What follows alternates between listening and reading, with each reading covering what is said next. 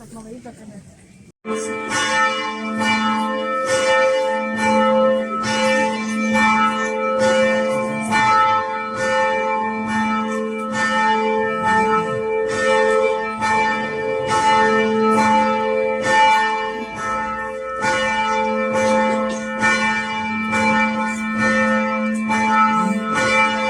Služitelja iz drugih manastira i parohija eparhije Banjalučke, parohijana manastirske parohije i svih okupljenih danas na ovom svetom mjestu, upućujem vam riječi dobrodošlice u Stupljansku svetinju riječima psalmopojca.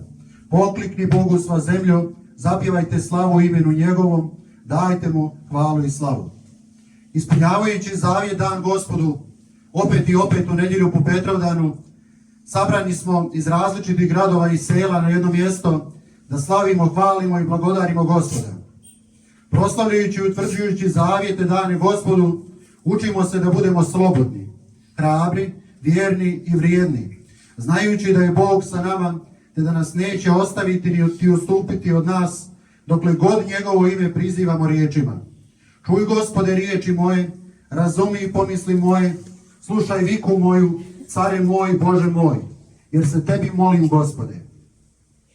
Čitav svijet se već drugu godinu bori protiv koronavirusa, koji je u mnogome izmijenio naše življenje i postojeće dnevne rutine.